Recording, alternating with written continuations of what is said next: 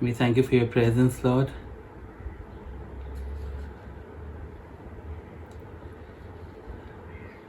We thank you, Holy Spirit, that you are here to be our teacher. We pray for fresh revelation this morning. In Jesus' name, Amen.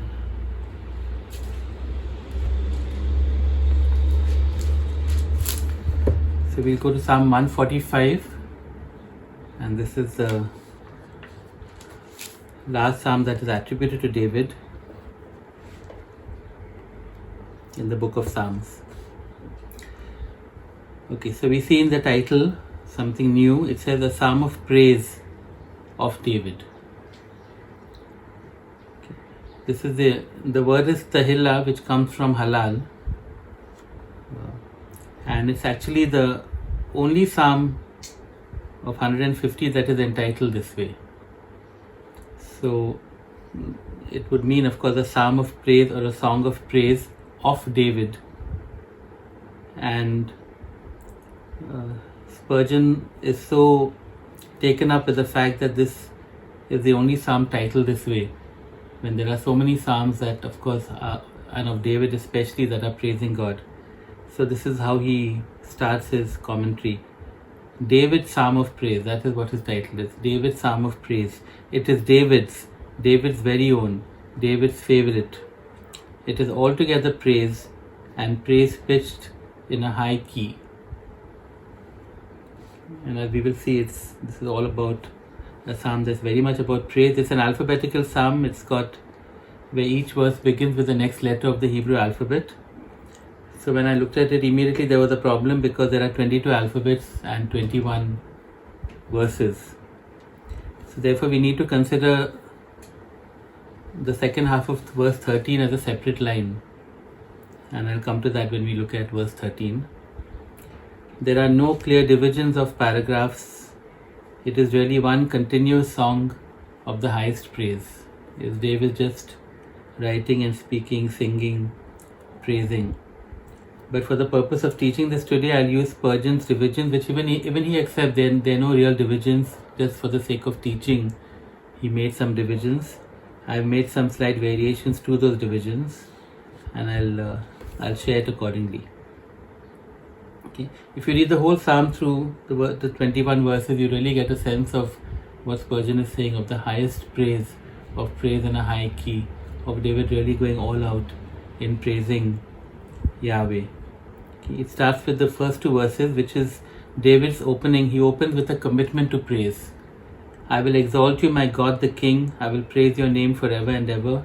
Every day I will praise you and extol your name forever and ever. And in these two verses, of course, he is just committing to praising God. He's using different words for praising God.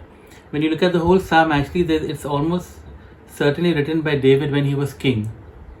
There's a maturity to the writing. There's a depth of experience that is reflected in the psalm.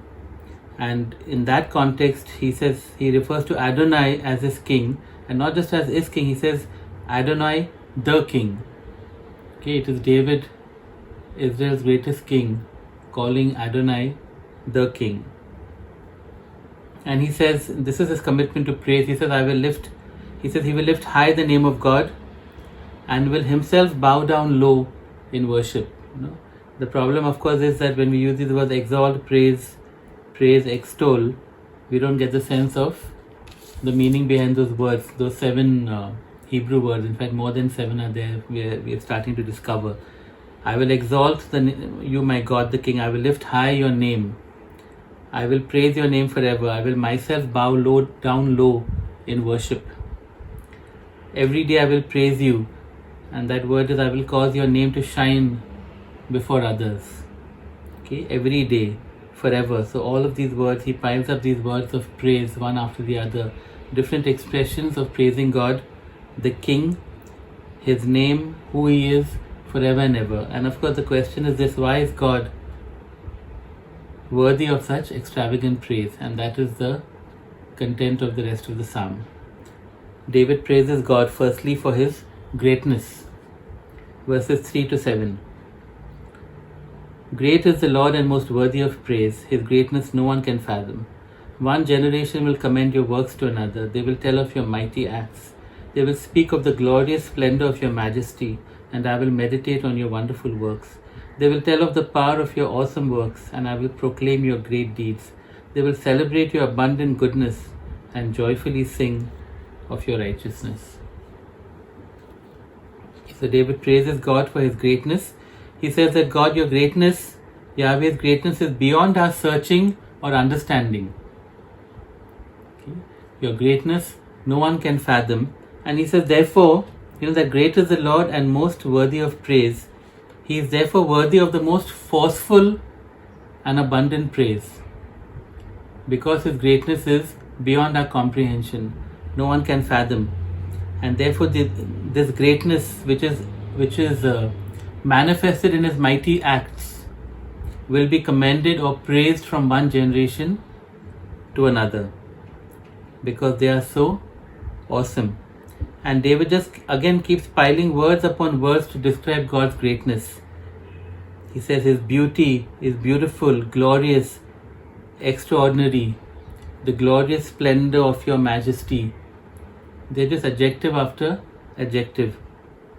That God, who is the King, is all of these things. He's just trying to find more and more words to describe how awesome God is, how amazing God is. He uses words like glorious, splendid, majestic, wonderful, awesome, great, abundant. He says what the generations will say, the generations will speak of this, they will tell of this.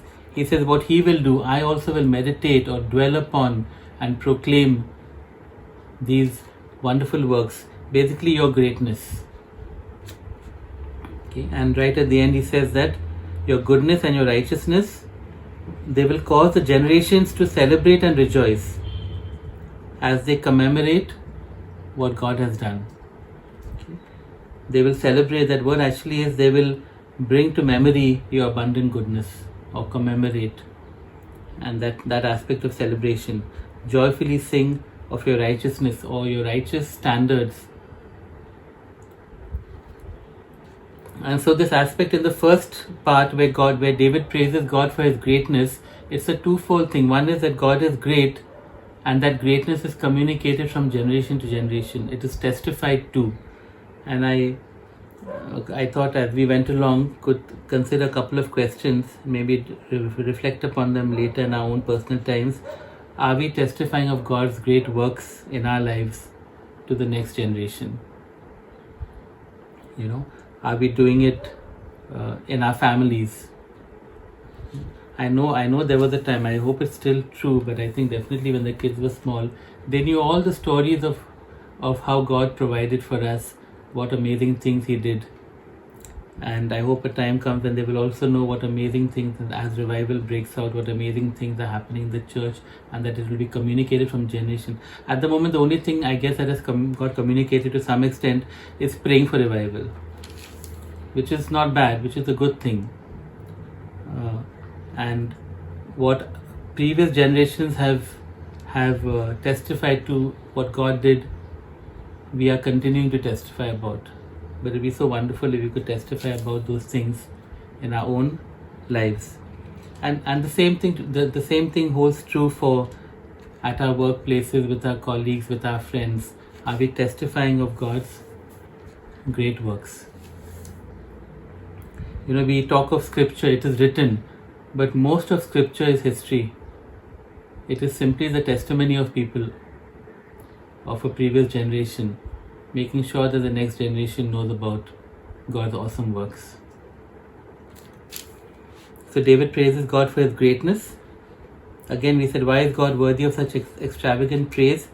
Because he is good. David praises God for his goodness. Verses 8 to 10. The Lord is gracious and compassionate, slow to anger and rich in love. The Lord is good to all. He has compassion on all he has made. All you have made will praise you, O Lord.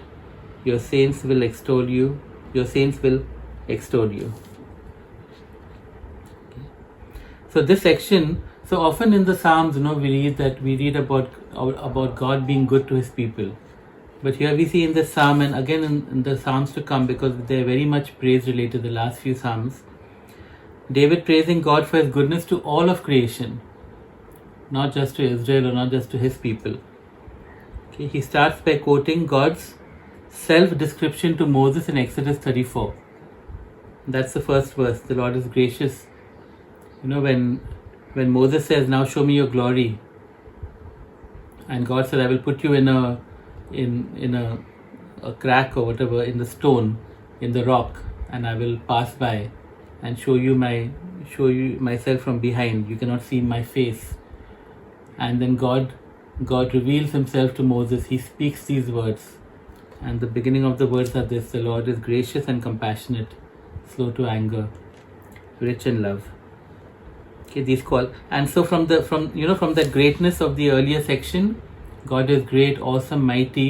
Suddenly there's a tender aspect to God that he is praising God for. Okay, the qualities are more tender, a shift, gracious, compassionate, slow to anger, rich in love. He has compassion on all he has made. Okay. Verse 9 is very important. The Lord is good to all. He has compassion on all he has made. Okay. His goodness, which are his acts, come from his love, which are his feelings in a sense. And they are for all. And so we have that sense of what God feels, which is his love, and which is expressed in those acts of goodness. And again, it's for all. Again and again we'll come across this word all, where now David is talking very expansively of all creation, of all that God has created, all living creatures. Okay, and he says, as a result, all of creation, all you have made will praise you. All of creation, but especially his godly ones. Our language here is the saints, or the holy ones, or the godly ones, will praise God extravagantly. Again, those two words. All you have made will praise you, your saints will extol you. Those words are praise and bless. Those words are praising God extravagantly and bowing down before him in adoration. It's how David starts the psalm. I will praise you extravagantly, that throwing or casting word, and I will bow down in adoration. Yeah, as a result, all of creation, and especially his godly ones, will praise him extravagantly and will bow down before him in adoration because of his goodness. David goes on to praise God for his kingdom. Verses 11 to 13a. They will tell of the glory of your kingdom and speak of your might, so that all men may know of your mighty acts and the glorious splendor of your kingdom. Your kingdom is an everlasting kingdom, and your dominion endures through all generations. Okay. So these saints, or these godly ones, they are the only ones who have experienced God's rule and reign, because they are God's people. They are in the nation that God is the king of. not all of the world, this nation. And so they will testify to how glorious it is. Okay, they will tell of the glory of your kingdom, because they know of the glory of your kingdom, because they are in your kingdom. They have experienced your rule and your reign as king, and so they will testify about that. And just look at the language here. The glorious splendor of your kingdom, verse 12, and look at verse 5. The glorious splendor of your majesty. You see, the words are similar, because if our king is so glorious, then his kingdom will be so glorious. If he is so splendid, then the kingdom will be so splendid. It's just a simple principle of what happens of a nation being like its ruler, or being affected by the righteousness or unrighteousness or whatever of those who rule. And we can see that, we can see that today all over the world, that depending on who the king is or who the ruler is, nations go the same way. Their rule is similar to their righteousness, their character. So they will speak of how wonderful God's rule and reign is. They will speak of how awesome God's works are, so that all may know. 11 and 12 are that parallelism. Mighty acts. Speak of your might and your mighty acts, the glory of your kingdom, the glorious splendor of your kingdom. Okay. Again, earlier on we said generations will speak of how awesome God is. Here it's talking about not generations but God's people speaking to the rest of the world and saying, listen, it's so wonderful to be under God's rule and reign. These are his mighty acts. This is the glorious splendor of his kingdom. And finally, of course, the everlasting nature of God's kingdom. And that actually, you can understand how awesome that is in the context of nation after nation, the ever-changing rulers, ever-changing dynasties, and in the midst of all that, to say, but Yahweh's kingdom is an everlasting kingdom. His dominion endures through all generations. Again, a second question that I have here. Do our lives testify to the beauty and glory and power of Jesus' kingdom, so that others will likewise surrender to him? Because it's the same thing. It's whether it's saying, oh, talking about the king and the kingdom, well, we have made him king of our lives. We have surrendered our lives to him. We should be experiencing the beauty and glory and majesty and splendor of his rule and reign in our lives, and should be able to communicate it to others, that this is what God has done in my life, this is what he is doing. We do it in the context of blessing, but it's actually lordship.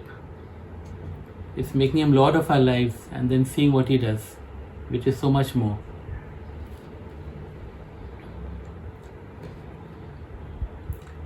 Then David praises God for his providence.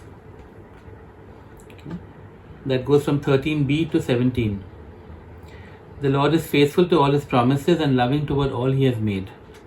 The Lord upholds all those who fall and lifts up all who are bowed down. The eyes of all look to you, and you give them their food at the proper time. You open your hand and satisfy the desires of every living thing. The Lord is righteous in all his ways and loving toward all he has made. So here's the slightly controversial verse, where if you take 13b as a separate verse, it starts with the letter N, Nun, not N, sorry, the letter Nun, which is the missing alphabet. If you take 21 verses, the alphabet Nun is missing. But if you put it here in the middle, then if you take this as a separate verse, then it starts with the alphabet Nun. So maybe likely that's what happened. It's not found in some old manuscripts. So in fact, if you look at the King James Version, it doesn't even have these two lines. They're not even there. Okay. Again, we've seen these words coming earlier, but note it especially in this section, the words all and every. They keep on repeating themselves. Okay. God is faithful to his word, and it is a reflection of his love for all creation. Okay. It says he's faithful to all his promises. He's loving toward all he has made. And then it says that and actually verse 14, the tense is rather interesting. It says that it doesn't say the Lord upholds. Actually, that language is not so bad, but I'll say it like this: the Lord is continually upholding, continually sustaining, continually lifting up all those who are fallen and bowed down. And that sense, of course, of being fallen, of who are bowed down, is not just unfortunate events or crisis, but also the daily burdens of life. Okay. Falling might refer to some unfortunate event, but being bowed down would refer to just the daily burden of living. And so often people are just burdened by that, are down because of that. But God is continually sustaining and lifting up all those. It goes further and talks about all creatures, that all creatures are looking to God for their needs, and he supplies what they need at the right time or in due season. And I see here an echo of what Jesus says later in such depth, where he says, do not worry. The language, does not God feed the sparrows, or whatever the language that he uses there. The eyes of all look to you, and you give them their food at the proper time or in season. I love verse 16, you open your hand and satisfy the desires of every living thing. Okay, we can argue with David and say, but this one didn't get, that one didn't get. He's speaking, of course, in general terms about the very nature of God as the provider. And when he says, you open your hand, I get this. All that is needed to satisfy every living thing, including us, of course, is held in God's hand. He just needs to open it, which he does.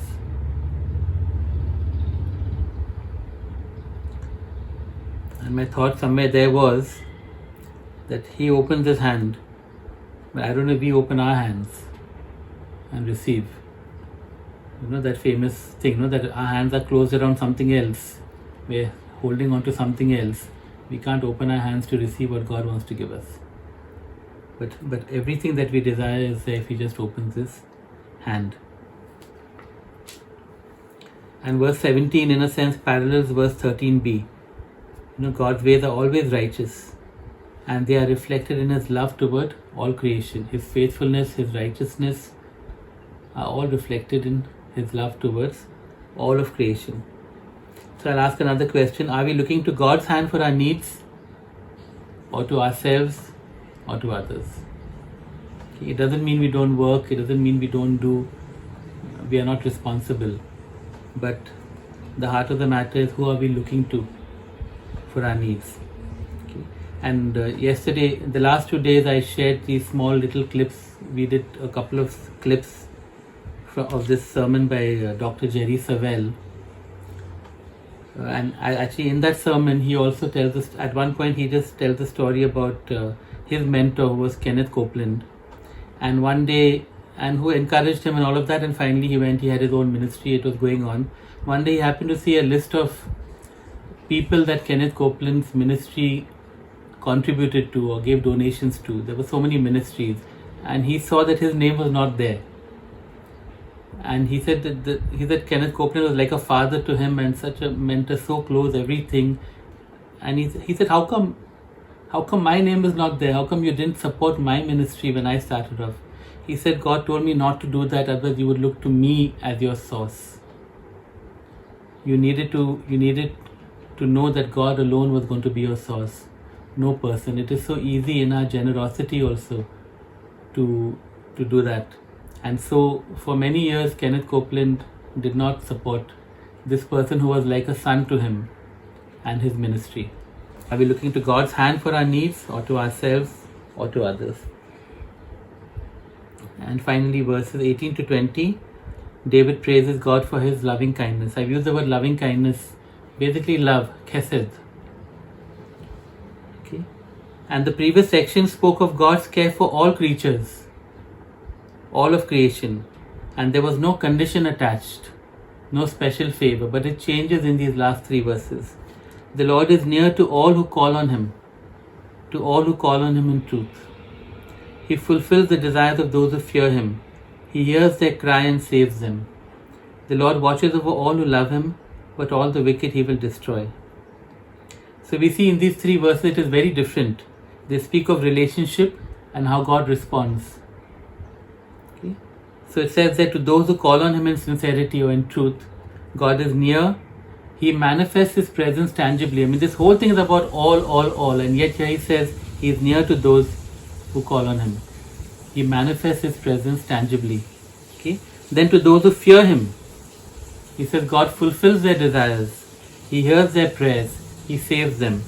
And then he says to those who love him, he watches over them. He guards them. He protects them. So there's a different sense. There's a sense of intimacy here, a sense of relationship here. These are God's people. These are people who are seeking after him, who are desiring him. And then verse 20 is not so the wicked, who presumably don't do any of the above. They don't call on him or desire him or love him. And so it's not true for them. Okay? Will we seek God with all sincerity and desire, even fear? And then there's a concluding exhortation to praise God, where David ends the psalm as he began it, declaring that he will praise the Lord publicly. My mouth will speak in praise of the Lord. Let every creature praise his holy name forever and ever. So he says, I will praise the Lord publicly. and he exhorts all living creatures, all of these who are so blessed that he has been praising God in the psalm about how God blesses them so much. He tells every living creature to do the same, because God is holy and he is worthy of all praise forever and ever. Amen.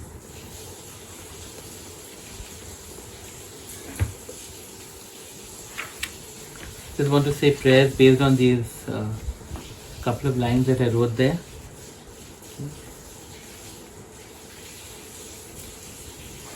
Great are you, Lord, and most worthy of praise. And Lord, even as David said that no one can fathom your greatness, really it's all the more true, Lord, for us, because we know so much more about you.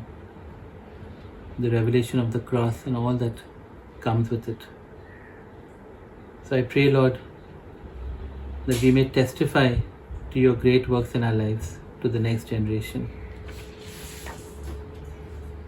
I pray, Lord, that our lives will testify to the beauty and glory and power of your kingdom. I pray, Lord, that we will look to your hand for our needs, not to ourselves or others. Holy Spirit, I pray, come right now and enable us to stir something new in us, that we may seek and desire and even fear God with all sincerity.